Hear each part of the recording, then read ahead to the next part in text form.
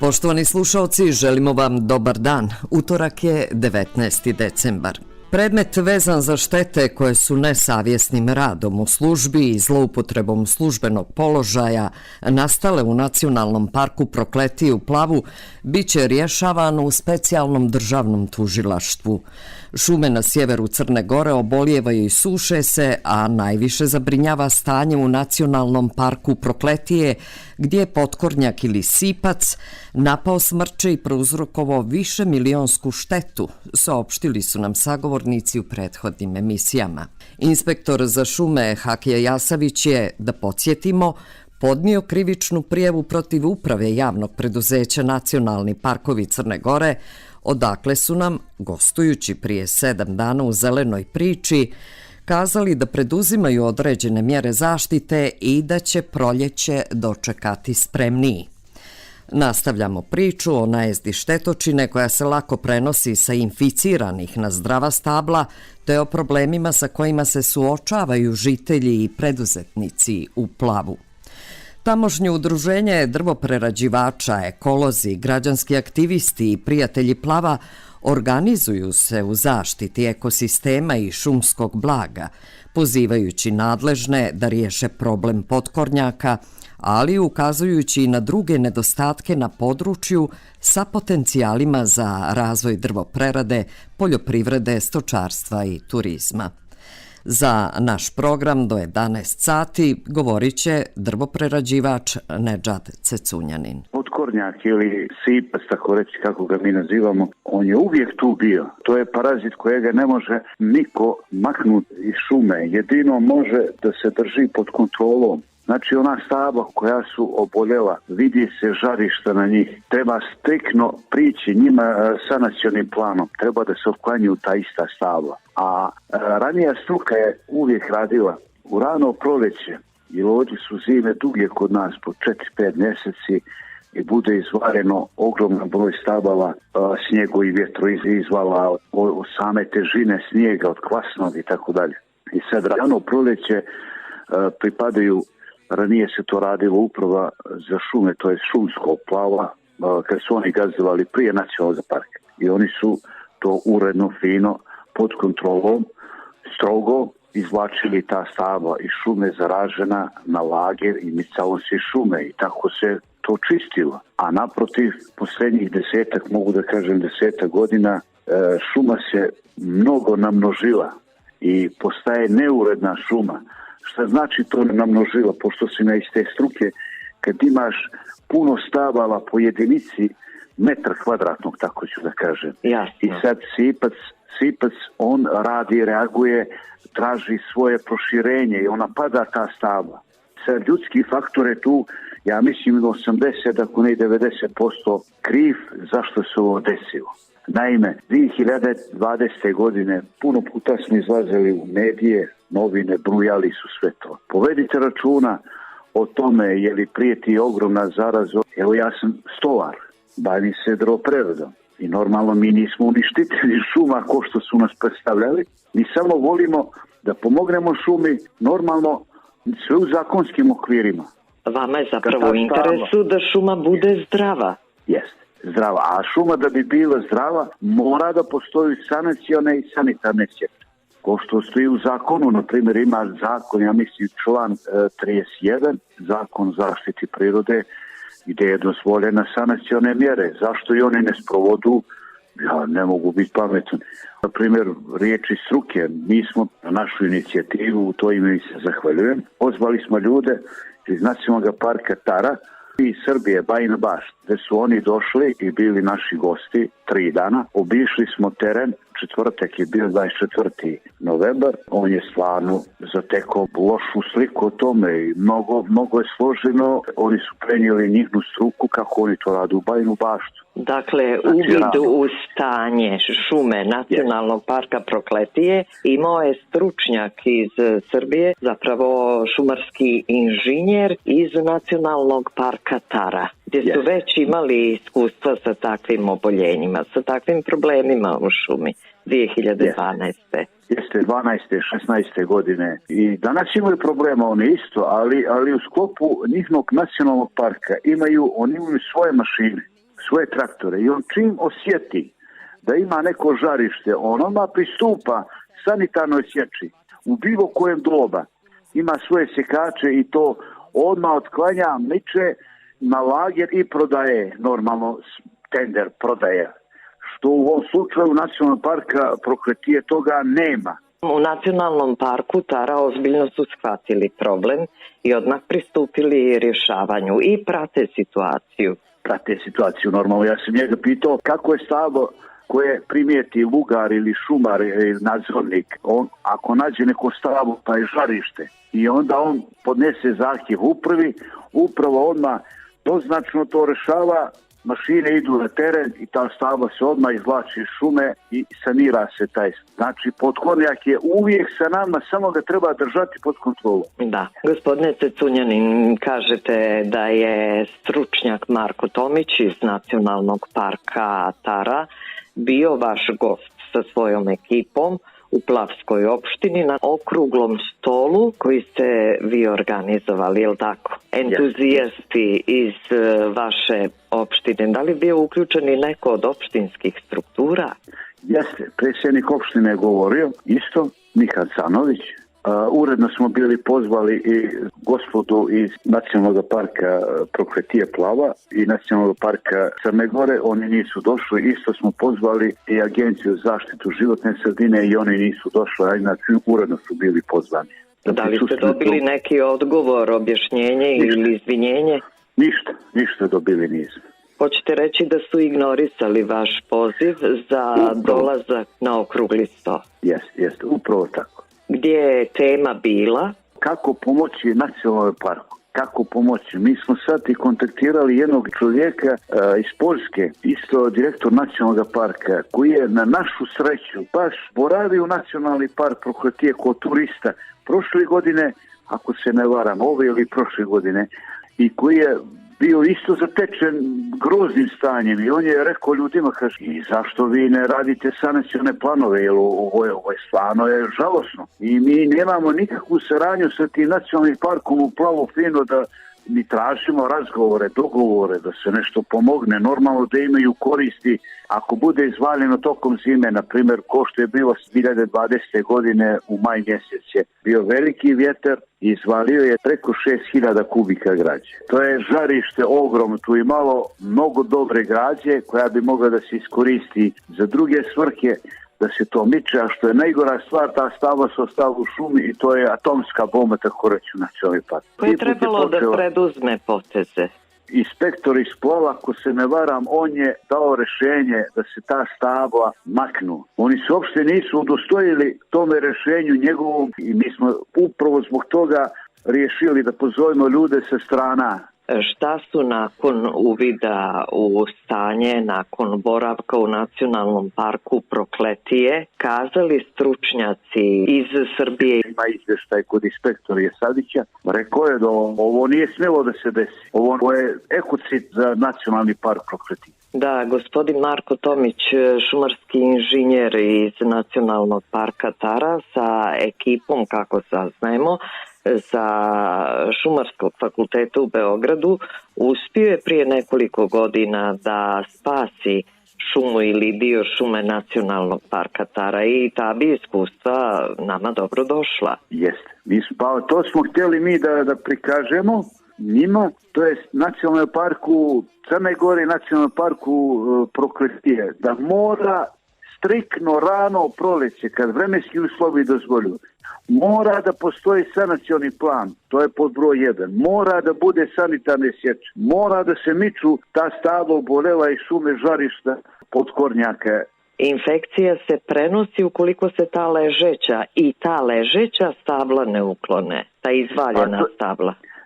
Sve je to prenosivo. Znači, ako bude tokom zime jedno stablo zdravo od vjetra bude izvaljeno, to je podložno potkornjaku mnogo i on kad odradi posao, kad skine koru na to stablo koje je palo zdravo, ona kad završi taj posao, on ide na drugo stablo.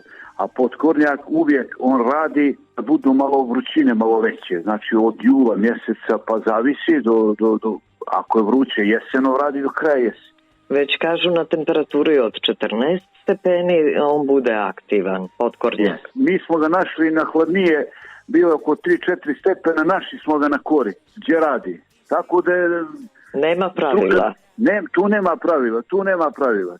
Koliko vi znate o onim feromonskim zamkama ili klopkama? Mi smo ranije o tome govorili u našim emisijama, ovo je prilika i da podsjetimo. Feromonske klopke su dobre, ali feromonske klopke ne mogu da budu aktivne bez sječe. Znači, obolela, ako ima u jedan krug nekih 50 stabala obolelih, to se sve to makne, očisti, sredi, sve se to fino dočera i onda se stavljaju feromonske klopke na udaljenosti, na čistoj površini od 50 metara. Feromonska klopka ne smije da bude u šumi. Mora da bude na pašnjaku čisto, neki 50, najmanje 50 metara od ivice šume feromonske klopke se postavljaju. I onda se one moraju i prazniti, ili tako? To mora stroga kontrola, svakih mora da se prazni od 5 do 7 dana potkornjaci. On ulazi unutra i sad normalno od njega tu se pojavljuje neki težak miris i feromon više ne reaguje. Da mora strogo da se vodi račun o tome.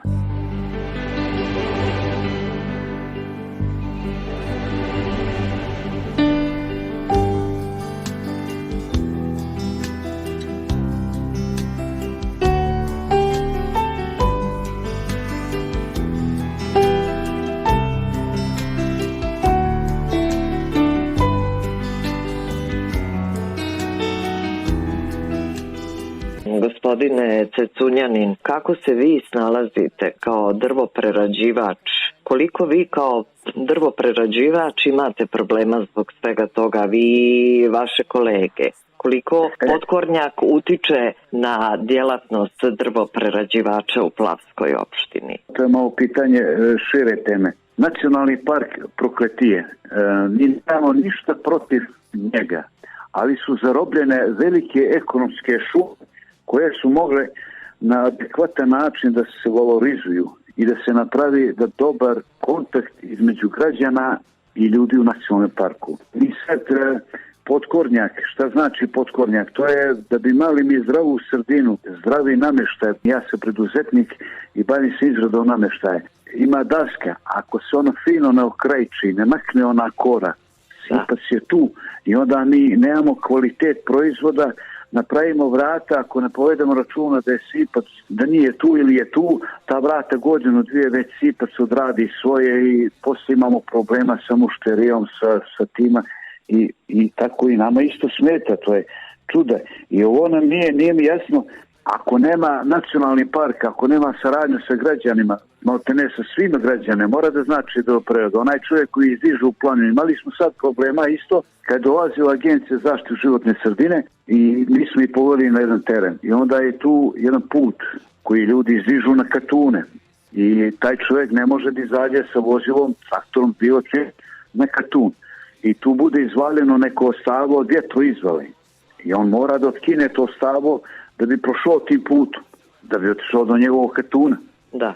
I tu se sad ljudi iz nacionalnog parka to stablo ne miču, nego ostaje to 2-3 godine, 4.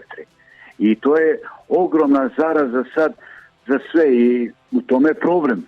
I ovdje mogu isto jednu stvar da kažem, svi forsiraju turizam na Prokletijama, ali niko se ne okreće, na primjer, na otvaranje tih puteva, na uređenje tih puteva, kako prema Katunima, tako prema drugim stvarima, jer nacionalni park, to mogu da tvrdim, od postojanja 2009. godine do dana današnjega, ni jedan put oni nisu sanirali, da su nasuli put, da su uredili, da su izveli mašinu, da ljudi lakše izlazu na Katune, jer bez zdrave okoline, zdravog seljaka, zdrave hrane sa područja nacionalnog parka, budite sigurni, turizma nema. Da li ste im ukazivali na taj problem? Da li ste ih podsjećali na stanje te putne infrastrukture? Jesmo puno puta. Na primjer, treba uvezati 3 grane. Jednostavno ih treba uvezati, jer mi u Plavu mi more nemamo, no imamo to što nam je Bog dao. Ako mi imamo jednu stvar, drvoprerada, pravi, vikendice ili bilo šta drugo od drveta, turiste će da spava, da boravi u tome. Ako to dakle pravi drvoprerada, ako stočar ili poljoprivreda, šta ćeš da dadneš turistu da se hrani sa ovoga podnevlja ako mu nisi spremio, ako nema onaj čovjek koji izlazi na kartun da mu dadne njegove proizvode, sir, kajmak, mlijeko i tako dalje. Da, domaće, autentične proizvode, pa da. I treba pomoći građanima, treba pomoći ljudima koji izdižu kartune, treba je očistiti, treba mu stimulisati, treba mu dozvoliti da pravi, ja sam protiv tih, da nešto se ne ugrožava priroda, ali one kolibe, oni stanovi, kao što su naši džedovi, paradžedovi izlazili, neka bude to i dalje, da je autentično takav stil, jer turist hoće zdravu i lepše je kad ode turist u šumu i kad vidi zdravu zelenu okolinu, a ne kad vidi kafena obolela stabla i ne daj Bože požara, to je kataklizma. Naravno. Jeste li sretali turiste koji su primjećivali te naše nedostatke? Razgovarali ste sa njima, pretpostavljam? Razgovarali smo, negodovanje imaju, kaže, to su turisti koji idu svuda, kaže, imate predivne terene, imate predivnu ljepotu, ali treba da uložite puno u nju i da ju čuvate. Pretpostavljam da turisti dolaze sa raznih strana, i domaći i inostrani. Kako ne bre, to je... Evo sad direktor ovog nacionalnog parka iz Poljske, dobit ću njegov mail, turista bio, oni ne znaju da je on direktor koji ima preko 30.000 hektara nacionalni park u Poljskoj. I to je čovjek koji je video i uvidio da nešto se dešava sa tim. A to je sve, kao što sam rekao, ranijih godina, sve to sanitarna sječa uradila, sve ovo dio, znači faktore mogu da kaže 90% je krivac za to. Rano proleće, firma koja se aktivira i normalno sve u skladu sa zakonom, normalno ništa mimo zakona. Sanacioni plan, sanitarna sječa, tu i tu ima stabala ovoliko, ona pristupaju, menjaju ti stabala, izvlačenje iz šume i ona se to miče iz šume, prodaje na lager. Oni bi ih od tih sredstava, nacionalni park, prodavali tu građu, a od tih sredstava bi ulagali u infrastrukturu nacionalnog parka. Dakle, vi smatrate da bi problem mogao brzo i efikasno da se riješi, samo da je volje nadležnih. Samo da je volje. Znači, lijepo je kad imaš lijepi put i ovo moram isto da pohvalim. 2019. godine put prema Hridskom jezeru je neka dalina oko 12-13 km. Put je bio u katastrofalnom stanju. Onda nevladina organizacija Prijatelji plava, gdje sam i ja jedan od tih članova, prikupili smo sredstva od dijaspore, to je bila velika donacija i za nekih mjesec i po dana smo kompletan taj put sanirali, nasuli, utabali, da su ljudi izlazili do Hridskog jezera sa autom skupim preko 100.000 eura. A ranije nisi mogao, maltene s tenkom nisi mogao da prođeš. Kažite nam, da li vam i voda predstavlja problem, bilo u ljetnjem ili u zimskom periodu? Kakvi su riječni resursi? Pa, i to je isto jedno zagonetno pitanje. 2015. godine, nažalost, iz srca nacionalnog parka, to je pravi katastrofe, to bio. Dobili su tendere i ugradili su 2 hidrocentrale i strpali su 3 pitke rijeke iz nacionalnog parka, strpali u cijevi. To su rijeke Babinopoljska, Hridska i Treskavička rijeka. I onda su istim tempom su krenuli da strpaju još ove druge rijeke iz Plavske opštine, ali tu smo uspjeli da se odbranimo, građani plava, aktivisti, i nismo dozvolili dalje u izradu tih hidrocentrala. I baš me začudi nacionalni park, u srcu nacionalnog parka, da su strpali 3 pitke rijeke, to je stvarno začuđujuće. I te hidrocentrale i danas rade, je li tako? Rade te hidrocentrale i danas rade i oko njih sad, da li su oni uticali oko toga i oko njih tih centrala ima ogromna stavost, isto sušu oko tih hidrocentrala. Vi, vaše kolege i prijatelji iz tamošnjih udruženja i iz nevladine organizacije drvoprerađivači plava, ali i iz udruženja prijatelja plava, možete i hoćete i dalje da reagujete u cilju očuvanja životne sredine. Hoćete li se još nekome obraćati? Evo, sada su nove strukture vlasti tu. Da li se nadate boljim danima? Nadamo se, novi premijer, sad verovatno bismo išli kod njih Isto sam zaboravio reći, sam je palo na um. Isto da pomenem nevladinu organizaciju Sačuvajmo rijeke iz Plava, koja je inače bila jedna oskočna daska ljudi, upoznala je masu ljudi sa problemima plavskih rijeka i ona je prva počela u zaštiti plavskih rijeka. Ova nevladina organizacija Sačuvajmo rijeke iz Plava. A institucijama normalno ćemo se obratiti preko medija, preko ovoga i trebalo bi da se sastanemo s nekim ljudima iz ministarstva, da porazgovaramo, da vidimo šta dalje raditi ili da dignemo ruke, brate, pa neka rado što god. Ali vi se borite za zdravu životnu sredinu i život dostojan čovjeka. Normalno, kad ideš, ja sam zaljubljenik prirode i bavim se ovom djelatnošću i bavim se s time, znači, nema Plavu i plavske opštine i moram pomenuti i Gusinske opštine gdje se prostire taj nacionalni park. Nema turizma ako nije zadovoljan građanin. Nema turizma ako građani ne pomažu. I nema turizma ako su uvežu 3 grane: drvoprerada, stočarstvo, turizam.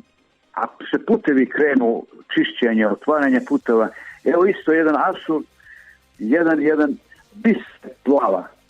Put Murino-Čakor-Peć, koji je zatvoren od 23 godine. To je jedan predivan, fantastičan predjel.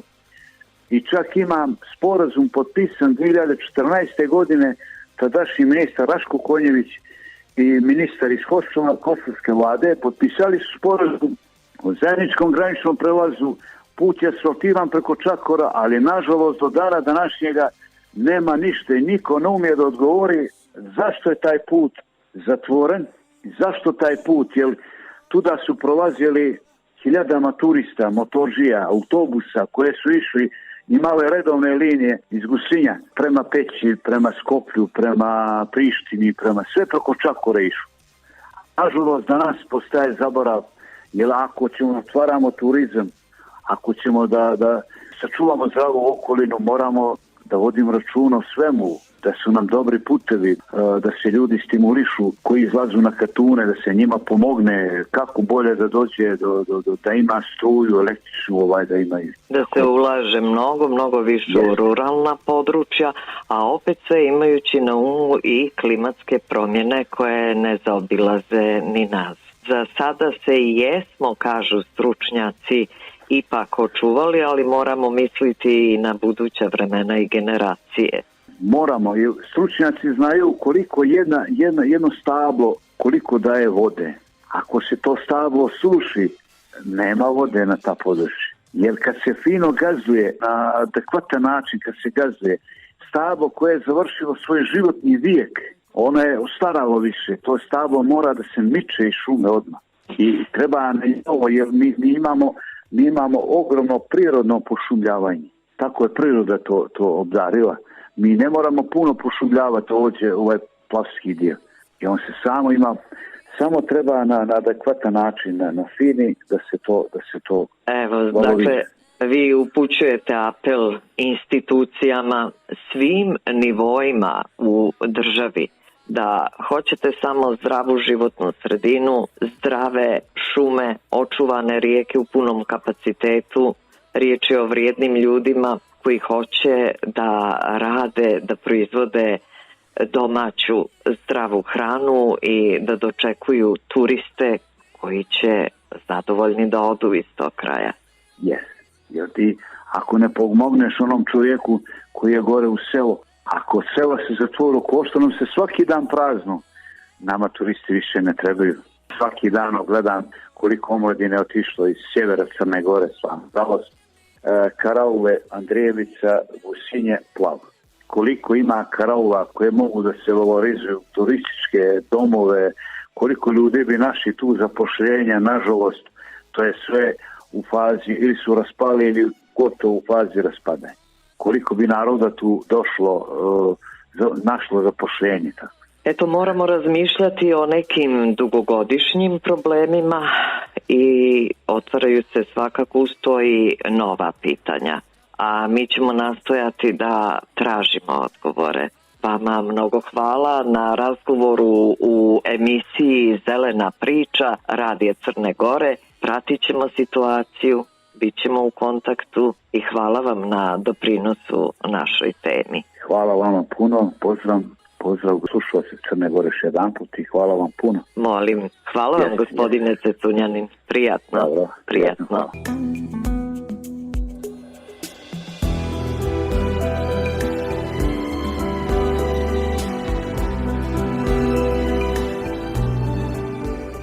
Poštovani slušalci, pratili ste emisiju Radija Crne Gore Zelena priča. Urednica emisije Tatjana Fatić.